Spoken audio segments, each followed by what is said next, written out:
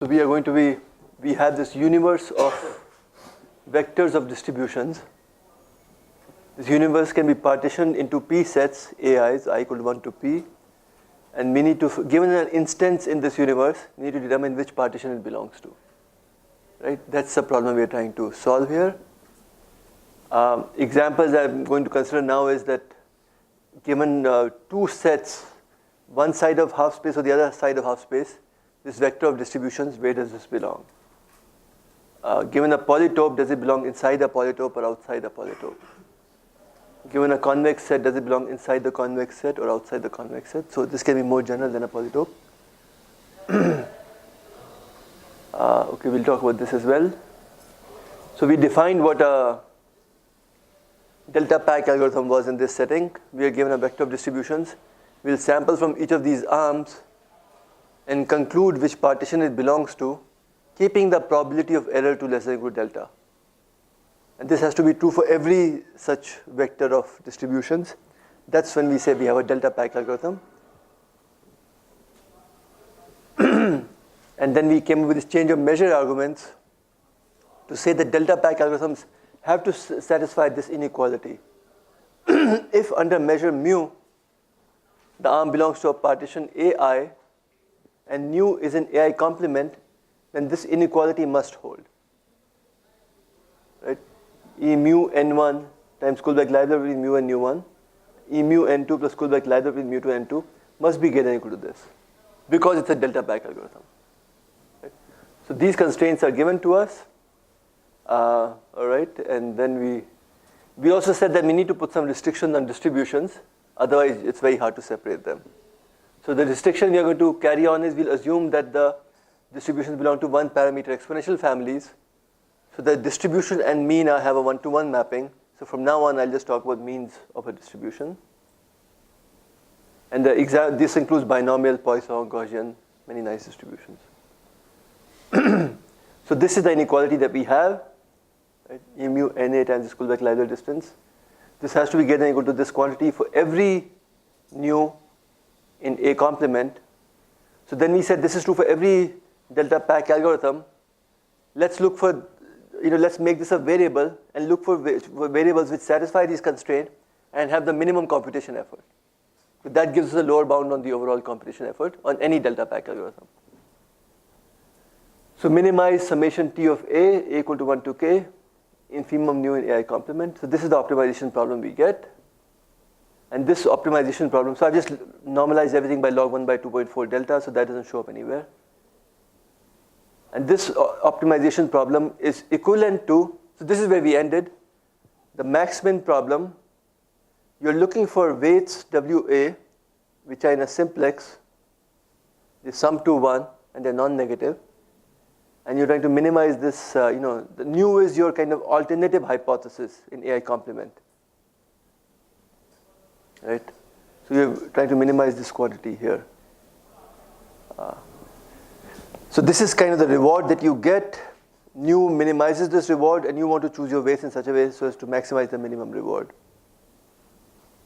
All right, so this is the problem we have to solve now. Once we solve this problem, we get the weights W's, and that will turn out actually to be a prescription of how you want to sample things. At the end, we want to come with a sampling scheme, right? We want to sample each arm to make a correct determination. And these W's will tell us what fraction of times each arm, Wi will tell us what fraction of time ith arm should be sampled. Okay, so let's look at this max-min problem. Let me just give you some geometrical feel for this. It's quite nice. So let's fix the weights W's. Suppose W's are fixed. Now let's look at this minimization problem here. W1 Kullback-Leibler and W2 Kullback-Leibler. This term here, so I'm trying to minimize this over all nu in A complement. I'm looking at the half space setting. So this is A complement is here. This is A. My mu belongs in A.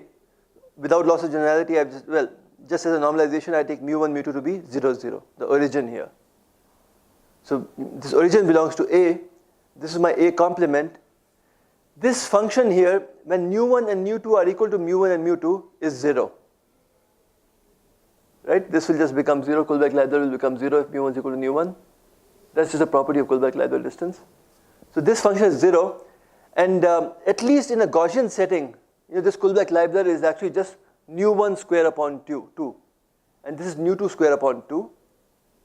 So if I keep this constant and look at all nu1, nu2, I get an ellipse. More generally, I get a convex level set. Right? So let's look at one such level set. W1, W2 is fixed. This is equal to C. These are all the points at which this is equal to C. I know that it's 0 here. So what I'm trying to do is I'm trying to minimize this ellipse while it's still touching A complement. I'm trying to find a point which minimizes this term here.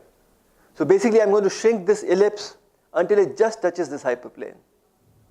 Right? And that's going to be a minimum for a given W1, W2.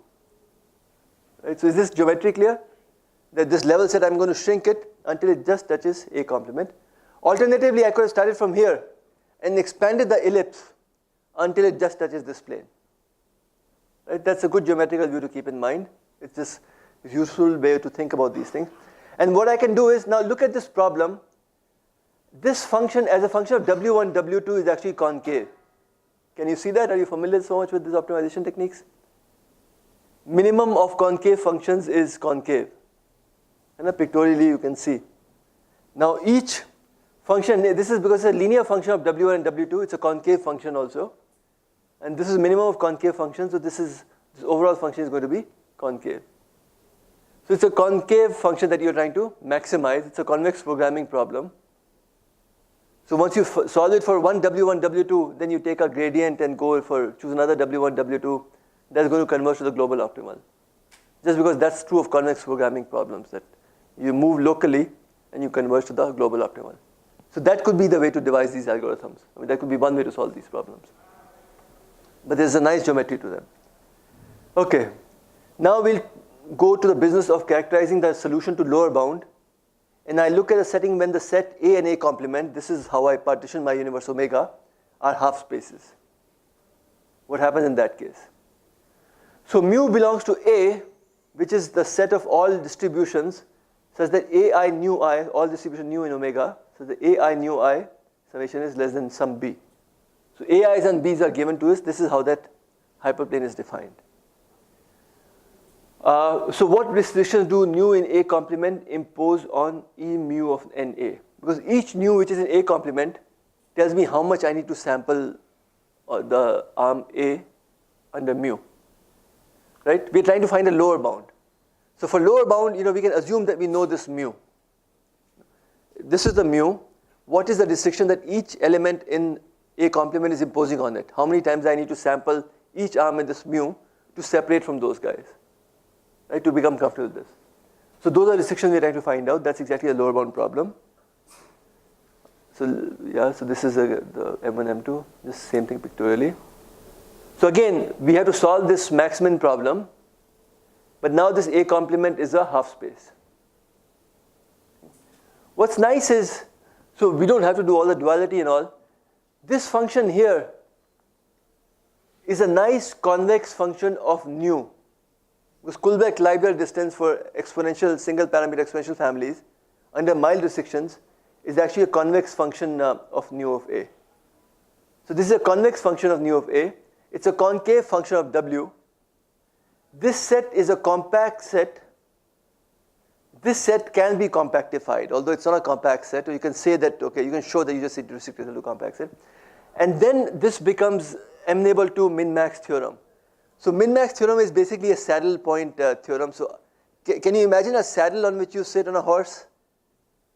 Shaped like this. The middle point is, so you can think of it as kind of minimizing the, maximizing the minimum of a convex function. Or if you think of it from the other axis, it's minimizing the maximum of a concave function, the point on the saddle. Can you see that, the saddle on which you sit on a horse? The middle point, if you look at it from one direction, you have pictures like this. You have a maximum point which is being minimized there. If you picture from the other side, you have a minimum point which is being maximized here. So max min is equal to min max because of the saddle point structure. Yeah, go ahead. because of saddle point structure. So it's the same kind of thing here. If it's concave in one and convex in the other, then the min-max theorem holds. So this actually becomes equal. You can actually exchange infimum and maximum here. You can change the order in which you do maximum and minimization. You can't always do this thing. Only under conditions. So this becomes equal to infimum over nu in A complement, maximum over all these W's. And now when I take the maximum here, these W's are just linear functions. It'll just be the maximum Kullback-Leibler term. I put all W mass of the term which maximizes this Kullback-Leibler guy here. This maximization problem is solved by WA focusing only on the terms which are the highest here and zero elsewhere. So what that means is that this solution is infimum nu in A complement, maximum Kullback-Leibler of mu A nu A for all actions A. Right? It just follows very easily from the Kullback-Leibler formulation. What does that mean? So I want to now minimize this maximum of overall Kullback-Leibler distances. Let's just see this pictorially. It's very cute. Overall A complement, right? So let's look at the Gaussian setting where the mu is just 0, 0. Kullback-Leibler distance now becomes nu1 square upon 2 and nu2 square upon 2. There are two arms, right? So let's start from any point in A complement. What is the maximum here? It's nu1 square by 2. I want to minimize this maximum. Right? That's what this problem became. My optimization problem is just minimize over all nu in A complement, maximum of this Kullback-Leibler of two arms. Right? All of these are numbers. This is the Kullback-Leibler distance. So I want to minimize this maximum. Steepest descent tells me that I should go in this direction. The nu1 square by 2 is maximum. Nu2 square at this time is smaller. So I should go in this direction because I want to minimize the maximum until I come to this point. Now these two become equal. Now the steepest descent tells me that I should move in this direction. And I should stop exactly here. This is exactly the point where both these points are equal. Nu1 is equal to nu2. So essentially, what's my worst point to worry about for the lower bound? It's the point on the hyperplane where nu1 is equal to nu2. Right? That solves my min-max problem, max-min problem. As simple as that. So more generally, you can see, so this is for Gaussian distribution, I guess, with variance with 1, yeah. So this is the Kullback-Leibler mu I nu I is nu I square by 2. Mu1, mu2 I've taken to be 0, 0. Is this clear? I'm just solving this problem infimum nu in A complement, maximum of these terms, in a special setting where mu1, mu2 is 0, 0. Kullback-Leibler distances are given by nu I square by 2. So I want to minimize the maximum of these two. And that is going to be just this point here. So more generally, this optimal solution is going to have this property that Kullback-Leibler distance between mu I and nu I star is going to be constant for all I. Not just for Gaussian distributors, generally this is going to be the case. And this point is going to be on the hyperplane at the boundary of A complement. So this will uniquely define these points, right? And then you have to compute the weights, Wi stars, because this simplification doesn't tell me what the weights are. But the weights should have the property, which I show in the next picture, that at the optimal point, the slope of the ellipse should match the slope of the hyperplane. Right, just from the graphical view, W1 star, W2 star, whatever they happen to be, they have an ellipse corresponding to that. That ellipse should touch this hyperplane, and at the point it touches, the slope should match. That's exactly the condition that you get here. The W star I star upon AI into this derivative of the Kullback-Leibler distance should be equal to W1 star upon A1, derivative of the Kullback-Leibler distance. This is just a way of computing the weights, W stars. Once I have this point, I just compute the weights as follows. They have to sum to 1, I exactly get them. And then you see that the lower bound on expected generated samples is going to be so much. Just this term inverse, this is the solution to max-min problem. Inverse of this times log of 1, this log shows up again, famously, which we had normalized earlier. So this is the lower bound on the computational effort. So what have we achieved? We are given these arms, and we want to know which side of hyperplane they are. I'm calling this vector as mu. And what is the lower bound considerations? What constraint do they put on each amount of time each arm should be sampled? That corresponds to just finding the worst nu star in A complement that you have to worry about. And the W stars you solve as follows. But the overall lower bound is just my, that optimization problem. The total computational effort should be given by this term here. So this is the lower bound on computation effort. So again, pictorially, we are trying to minimize this. It comes here. Now I'll give you, in this setting, how do you come up with an algorithm which uses this lower bound that we've come up with to actually solve, for lower bound considerations, I assumed I knew mu. On this mu, what is the constraints which all the other mu's are putting in? That gave me a lower bound. Now, now nature, somebody gives me this mu, I don't know what this mu is, I'll just see the samples. And with those samples, I'll have to decide, which part of half space do I lie in, right? And I want to control the probability of error to less than equal to delta. But because I've solved this generally, I want to use this information somehow to help me come up with the algorithm. Right, so now we are coming at the algorithm stage. We actually come up with the design of the algorithm, given that we can solve for these lower bounds. So that matches the lower bound. So what will we do? So we'll use the tracking algorithm, and this comes from your colleague Garavier and Kaufman again. But again, the tracking literature is already there. They used it in this best arm setting, so we kind of borrowed it from them, but the tracking literature is there. The spirit is very simple.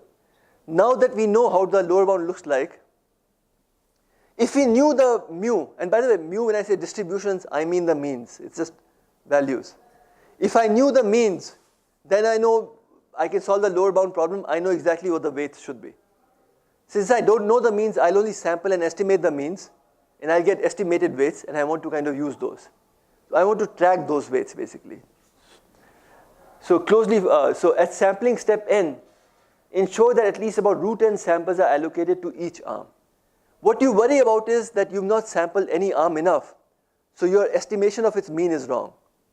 You've just given 4 or 5 samples, maybe you got unlucky, you saw too high or too low a value, and that screws up all the calculations.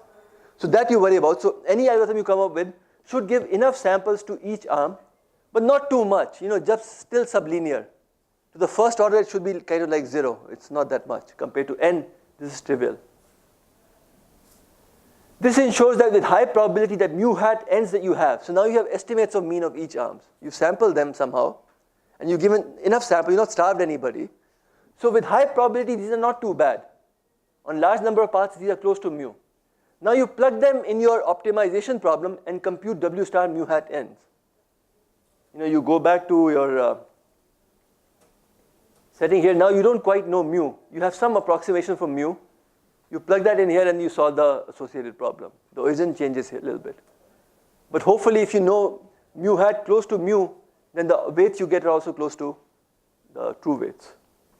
So you're tracking them. So W star mu hat n approximates W star mu, which is what you want to do. And now you choose an arm. So this is the fraction of times arm I has been sampled. Nin is the number of times arm I has been sampled when total number of samples are n.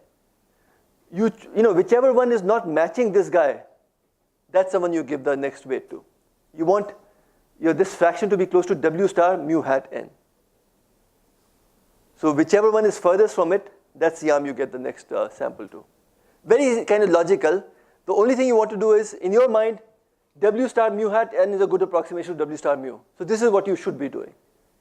But you worry that maybe, not enough samples have been given to any arm, so at least you give root n to every one. So once you've done that, you got a pretty good proxy for this guy, and now you simply, make sure that what you're actually sampling is close to this. And the issue is that, this may not be integer, and, you have to worry about the fact that it's not exactly integer, but this is a proper fraction, so they should be close to this. Is this clear? This is kind of what you would do, just applying common sense.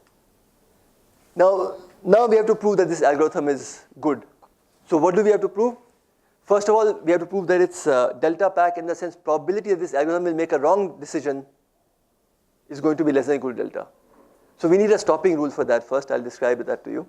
And the second property we'll show is that the expected time taken in this algorithm is very close to the lower bound.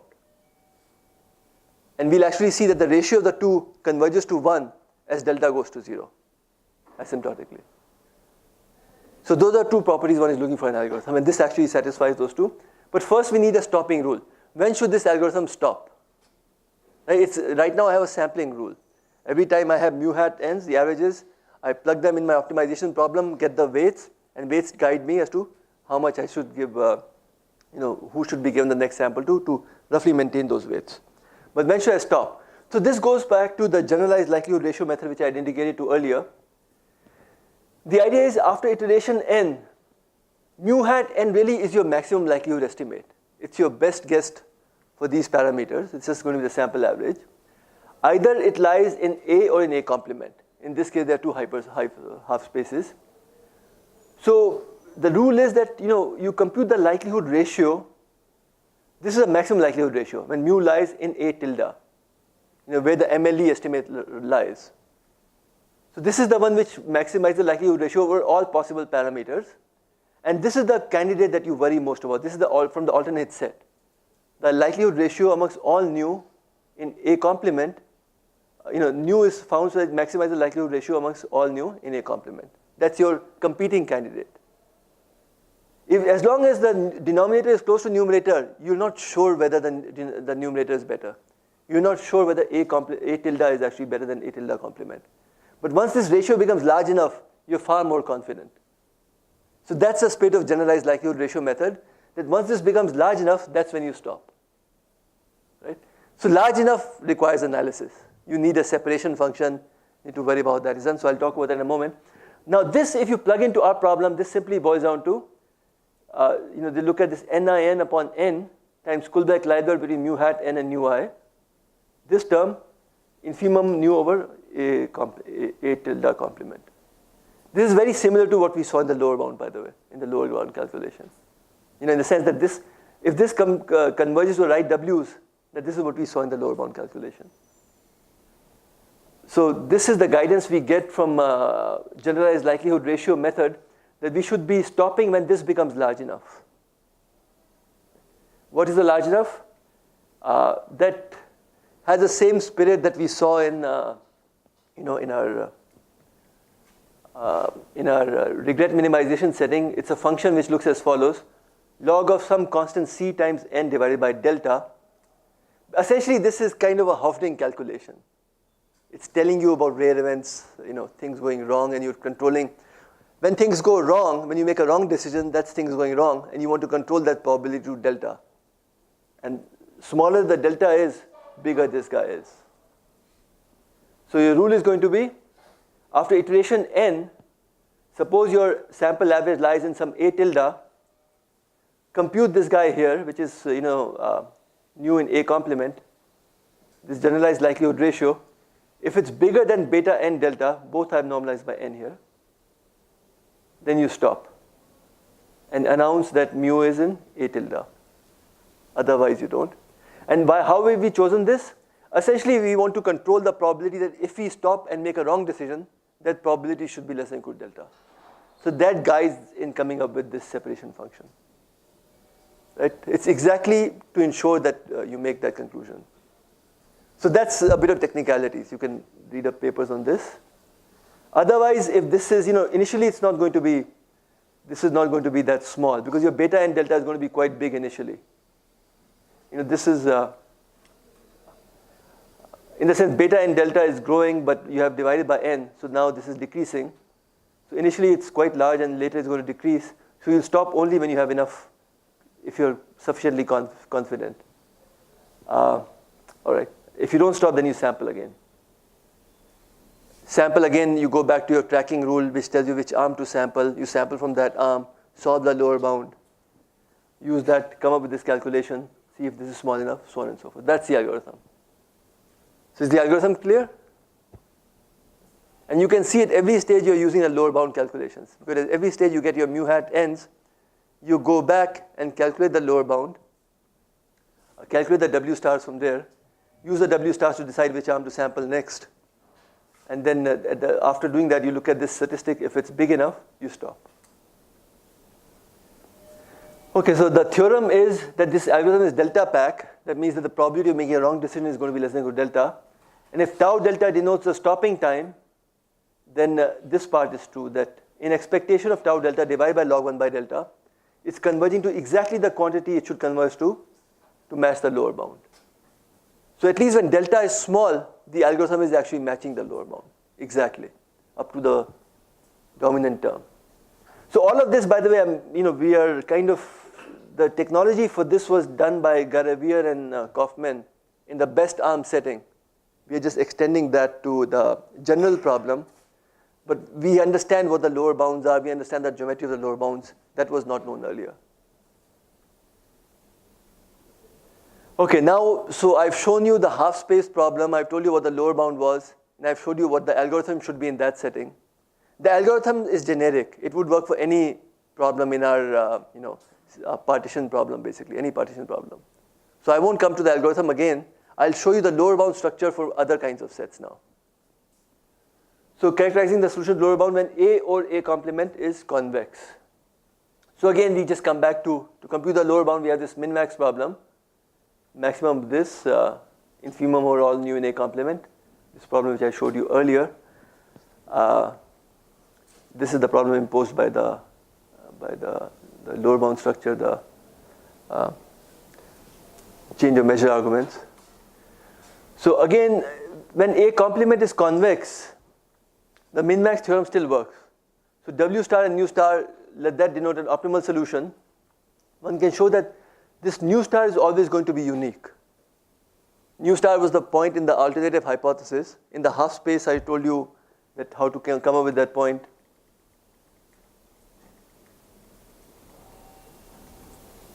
It converges to a unique point. Once I give a mu to you, it converges to a unique point. So it's always going to be unique, even when this A complement is just any convex set.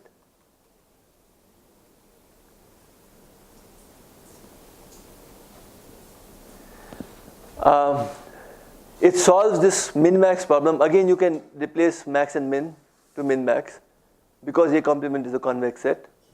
So it's going to solve this problem, minimize nu in A complement, maximum of these Kullback-Leibler distances.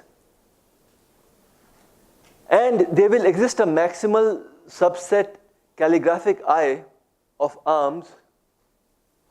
On that subset, your W star I is going to be 0. Those are the subset of arms that you're going to sample from. When you're given a mu and your A complement belongs to a convex set, you'll only sample for a few arms to get the separation. Your lower bound considerations tell you that you should give positive weight to only a few arms, not to all the arms.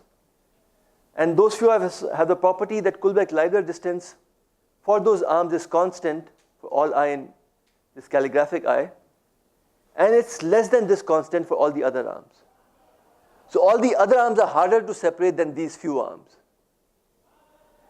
So the idea is as follows, that you project your convex set to a small number of arms, to a smaller dimension, and you separate there in a smaller number of dimensions. If I can tell you that my data coming from mu does not belong to the news in a smaller dimension, then it also doesn't belong to the bigger set, convex set. So do you get this? Let's see the picture here. So few things. Let me just go through this picture a little slowly. Again, two arm setting. This is the Kullback-Leibler distance of arm 1, Kullback-Leibler of arm 2. Mu's are 0. I want to minimize the maximum. Suppose I start from this point. I get the maximum bang for the buck by going downwards. But this one's bigger. But I can only go so far because now I have this boundary coming here. So because this boundary of the convex set is here, now my best bet is just to go across the boundary. I come across this point where this nu1 is equal to nu2, but that doesn't mean anything to me. So I keep on going further because I can't go in this line. So I keep on going further because this maximum is improving as I go down. And I come to the point where I can't improve any further. So this is the solution to the min-max problem. Right? At this solution, one Kullback-Leibler in this direction is bigger than the Kullback-Leibler in this direction. Right? So what my theory is telling me is that I should only sample arm 2 and don't sample arm 1 at all. Essentially, I look at the projection of this set, which is just this line over here, and by sampling arm 2, if I'm comfortable that my, this mu2 does not belong in this region, then that's enough. Then I'm comfortable that both the arms don't belong to this set. Right? So it suffices to look at projections. If you can separate them, then you've also separated the major set. So that gives you the right lower bound. So this optimization theory has already sorted that out for you. That's what you have to worry about. So this was a harder thing to separate, but you don't worry about it. You don't give any samples to it. So it's kind of pointing to the fact that you just sample a few arms, which are important, well-chosen ones, the remaining you ignore. But graphically, this is a nice picture that this is how you come to this point. All right, so that's how we've solved this problem basically. And now again, we'll go back and, by matching the slopes, we can come up with the weights. Well, in this case, sorry, the weights are just going to be, it's just sample one arm, that's it. But in this case, once you found the calligraphic eye, then you just match the slopes and get the weights. Just same as in the half space setting. Okay, now, so this was for when the A complement was a convex set. When A is a convex set and A complement is not, then I'll just consider the case where A complement is a union of half planes. So now my mu lies, let's say, in a polytope, or let's say it lies in a set so that the complement of, it lies in a convex set basically. Its complement need not be convex. It lies in a convex set. And specifically, I'm going to consider the case where the complement is a union of half spaces. Remember, union of half spaces is not convex, need not be convex. Right? So let's just consider the case where the union is where A complement is a union of two half planes. So A complement is union of B1 and B2, where B1 and B2 are half spaces. Again, I have to solve my min-max problem as follows. Right? This is to find the lower bound. Pictorially, my mu1, mu2 is here. This is my set A, which is the intersection of these two half spaces. And A complement is the union of these two half spaces, the top ones. It's this set here. It's no longer convex. Everything I've said so far was for A complement being convex. Now it's not convex. So how do I solve this? So in this picture, when I just have two hyperplanes, the story is quite nice. If I only had one hyperplane, if my A complement was just this set here, then I know exactly how to find the optimal point. It will be the 45 degrees from here line, at the point where it meets this half plane, and I'll draw an ellipse which meets at this point, and this gives me the solution. Now suppose I look at that solution. Suppose this ellipse that I draw does not intersect with this other half plane, this other hyperplane and this half space, meaning, at all these points, W1 nu1 squared plus W2 nu2 squared in any case is larger than the value of this guy corresponding to this ellipse. So, infimum, when I just consider this hyperplane, also works when I consider both of these, then the solution is fine. Having this extra hyperplane didn't make things any more difficult for me. So all I'm saying is, it's like the extra constraints didn't change the optimal solution. So this is my optimal solution. It's as if I can ignore this hyperplane, and this is my optimal solution. Alternatively, it could have been that I can ignore this hyperplane and my solution corresponds to just this hyperplane. So that's two cases. The third case is, given two hyperplanes, there's only one ellipse which intersects both of them. So that one can prove easily. So that turns out to be the solution. So either the solution corresponds to one hyperplane and the other is automatically satisfied, vice versa, or you look for an ellipse which touches both of them. And that turns out to be the solution. So that's exactly what these calculations are, case 1, case 2, case 3. You can exactly say that these are the only three cases, and you can tell you what the solution is going to be. So that's what I'm doing here. Algorithm when A complement is a union of more than two half spaces. So this is the setting where now I don't have two half spaces, but I have many of them. But generally what I want you to think of is the fact that mu1, mu2, or this whole vector is in some polytope. Right? It's in a polytope. So the complement is just a union of half spaces. Right? So what are we going to do? I'll fix a W vector to some value, W1, W2, Wk. I'll draw a corresponding ellipse. I know from this half space how big should the ellipse be. I know for this half space how big should the ellipse be. I know for this half space how big should the ellipse be. I take the smallest of those ellipses. That's going to touch exactly one of these and none others. That solves the problem for that W. Just the smallest of these things. So for that W, I have a solution.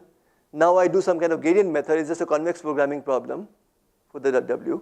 I come up with the new W's and repeat this step. So that's my algorithm for polytopes, basically. Given a polytope, for any W, I can draw the smallest ellipse, which touches just one hyperplane. That's my solution. We use that to come up with a new W and then carry forward. Eventually, you'll end up converging to optimal solution, which will touch a few of those half spaces. And, yeah? These hyperplanes B1, B2, B3, Yeah.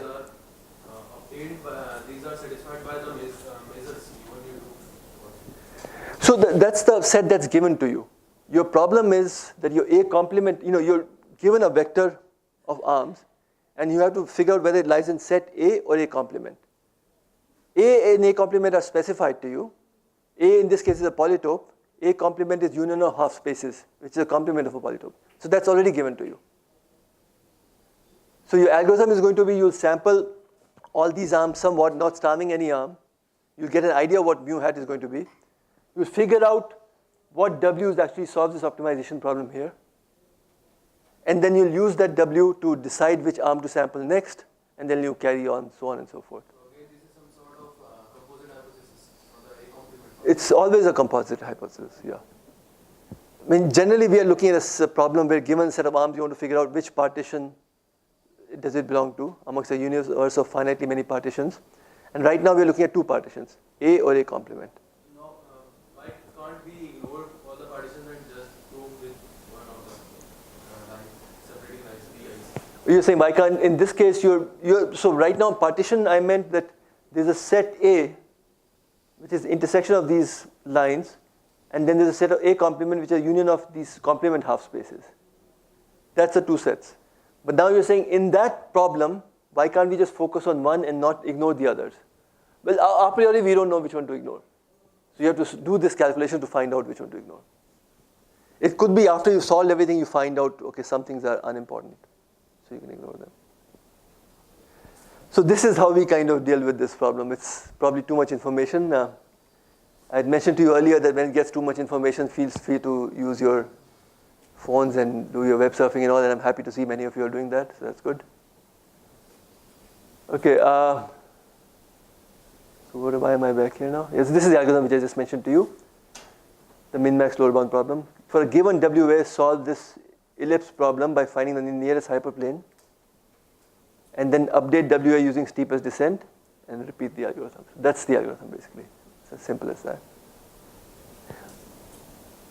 Okay. Let me now talk to you characterizing the solution to the lower bound. When we look at the problem of does there exist an arm with a mean above a specified threshold? Yes or no? Remember I mentioned to you earlier that that's an interesting problem. Why this is nice is because the answer is very cute. So I'm given number of arms. I want to find out if any of these arms has a mean above level U or no. That's the question I want to answer. I'm going to assume for now, let's just consider a special case where, so A is my set of, mu's where maximum of mu I is bigger than U. A complement is my set of mu's where maximum mu I is less than U. So let's look at one element which is actually in A. So mu1 and mu2 are bigger than U, and all these guys are less than U. So then Kullback-Leibler of mu1 with respect to U is bigger than Kullback-Leibler of mu2 with respect to U. All right, so I think this is going to be too much geometry, but let me just talk in pictures. So I'm given this arm, I want to find the lower bound for this. I'm given this configuration. One arm has mean this, other arm has mean this, all the other arms have mean this. I want to solve this max-min problem. The candidate which I need to worry about from the alternative space is two arms where the means are given to be exactly U. And all the arms are unchanged. In the sense that in A complement, these are the points which I need to worry, which I need to separate in my optimization problem. Actually, let me just, I think it's too much detail. Let's just move on. The big picture in all this is, what you're going to conclude is that your effort in this case should only be in one arm here. You can ignore all the others. If indeed your mu had this property that there were some arms above U, you just focus only on one guy. And what that means is that you get a lower bound on overall effort is just one term. Your W1 star should be just 1 upon Kullback-Leibler mu1u. W2 star, all the other W stars are going to be 0. And when all the means lie below u, you have to spend time on each and every arm to make sure that they are below u. And then each Wi star is going to be positive. You have to spend time on each and every effort. Okay, what I'll do now is, so now we're going to change gears a little bit. So if all of this was getting too much details, let's move on. Let me give you some motivation of the problems I mentioned through finance, how this comes up in finance very naturally. So that's just 2 or 3 slides, but give you a flavor of a kind of problem which comes up very naturally in risk measurement. So suppose you have a massive bank, think of Bank of America, JP Morgan, these, which have hundreds of thousands of loans that they've given out, maybe much more than that. So they have a portfolio of loans that they've given out, obligations that they have, and these loans that they give out or obligations that they have also include options. How many of you are familiar with what options are? Anyone amongst you? Financial instruments, call option on Reliance stock.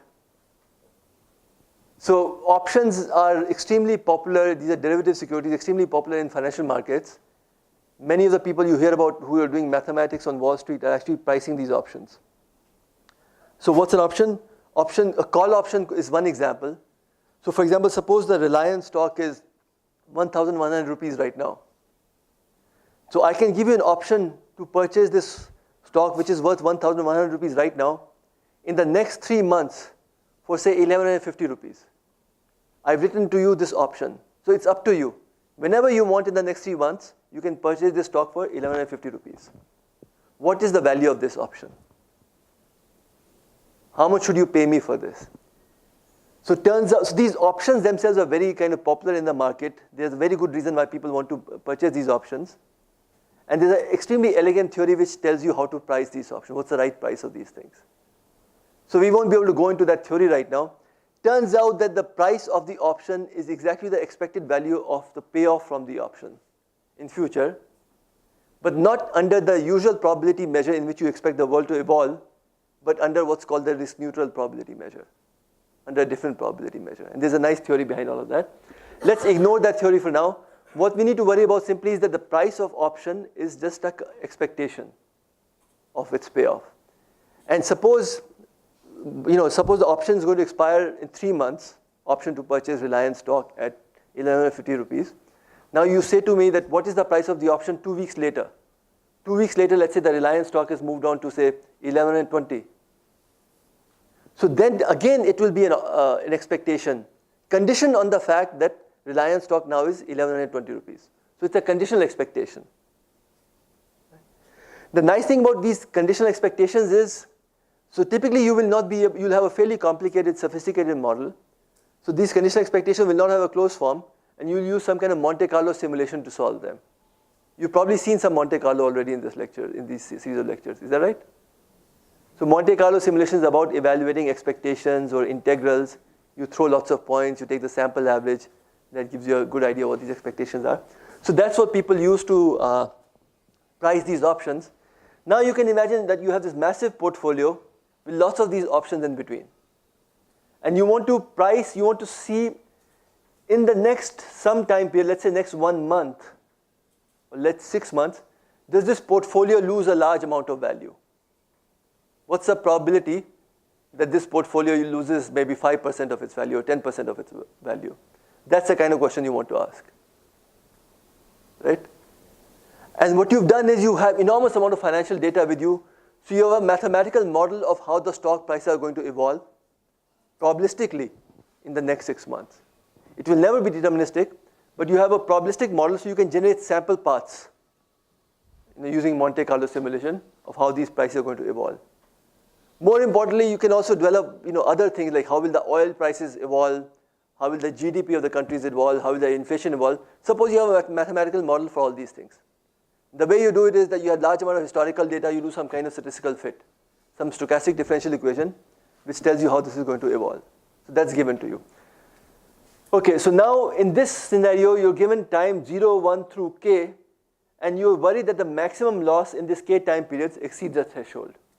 So this is exactly what I mean here. So the price of so what you're going to do is you're going to generate y of t. Y of t are these macroeconomic variables like the oil prices, GDP, stock prices. So for example, at time 1, the Reliance stock price, let's say, is 1120. So I'm given this y of t in my simulation, and now I have to price these options, which are just going to be conditional expectations. U of xt given yt. So portfolio value given these underlying yt's is going to be some conditional expectation because all these options are in the portfolio. So you have to evaluate this conditional expectation for each time t. I've discretized the time to take values 1 through k. And the question you're asking is, does the maximum of this portfolio loss exceed some specified threshold u? So that's the probability you want to find out. So it's a little bit of there's a lot of information going on here. But essentially you have a massive portfolio. You're going to observe it every week for the next 6 months. And the question is, during any of these, does the loss exceed 5% of the portfolio value? That's the question you're trying to answer.